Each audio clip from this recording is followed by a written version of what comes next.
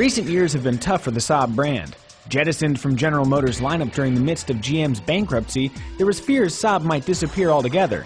Thankfully, Dutch exotic car maker Spyker stepped in to keep the Swedish brand alive. The first vehicle released under Saab's new ownership is the all-new 9.5 sedan.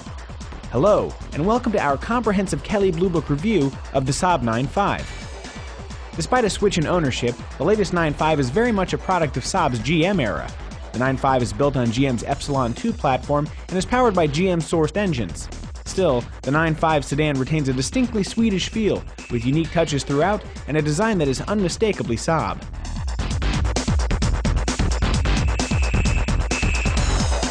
You'll like the Saab 9.5 if you want a competent handling and comfortable sedan.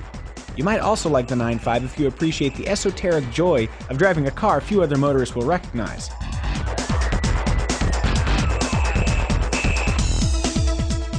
The Saab 9.5 is not a mainstream luxury car choice.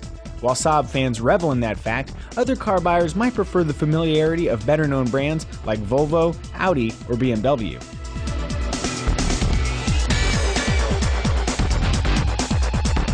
In motion, the Saab 9.5 strikes a good balance between comfort and performance. The suspension soaks up road imperfections, making for a smooth ride, nicely enhanced by minimal road and wind noise at speed. Over curvy stretches of pavement, the 9.5 is also a capable handling vehicle, with good lateral grip, although steering effort might be a little light for some tastes. We also found that the 9.5's thick side pillars impeded visibility during lane changes. The Saab 9.5 comes in front-wheel drive 4-cylinder and all-wheel drive 6-cylinder flavors. The 4-cylinder 9.5 with manual transmission is ultimately our choice as most fun, but for sheer speed, passing power, and all-weather capability, the all-wheel drive V6 model is a better choice.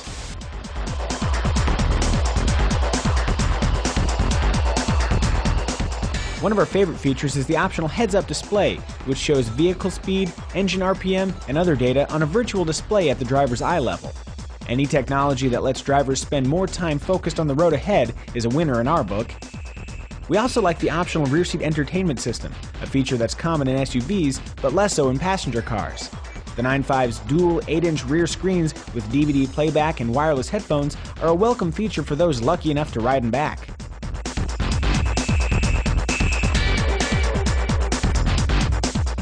From a design perspective, the latest 9.5 pays homage to Saabs of the past while also moving the brand's familiar design language into the future.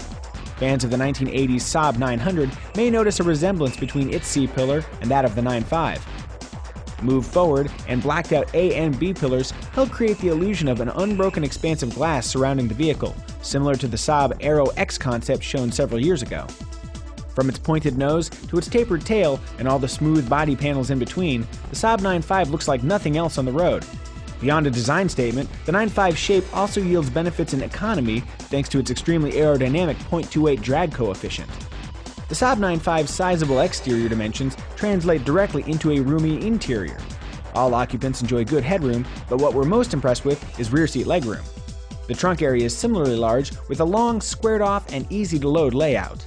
Design-wise, the interior features a restrained motif befitting the 9.5's Scandinavian origins. Along with the use of premium materials, the cabin also features some unique Saab touches like green gauge illumination, a center-mounted engine start button, and a digital altimeter-inspired speedometer that recalls Saab's aviation origins.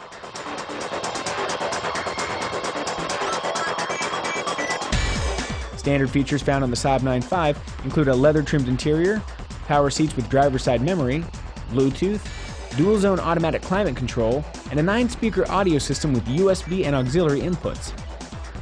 In terms of safety equipment, stability control, traction control, 6 airbags, active head restraints, and GM's OnStar system are standard on all Saab 9.5s.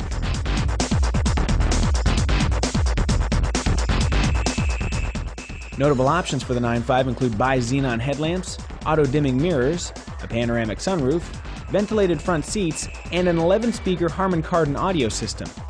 Grouped together in the technology package are parking sensors, a heads-up display, and a lane departure warning system. Standard on the 9.5 Aero is DriveSense, a system that allows the driver to change the throttle response, steering feel, shock stiffness, and front-to-rear torque distribution on the fly, quickly switching from comfort to sport settings. Saab has been turbocharging engines for more than 3 decades, so the 9.5's all-turbocharged engine lineup comes as no surprise. The base 4-cylinder engine produces 220 horsepower, sending its power to the front wheels via a 6-speed manual or a 6-speed automatic transmission. The 2.8-liter V6 engine sends its 300 horsepower output to all 4 wheels and only comes equipped with a 6-speed automatic transmission featuring a manual shift mode. Fuel economy numbers with the V6 are in the mid-teens in the city and high 20s on the highway.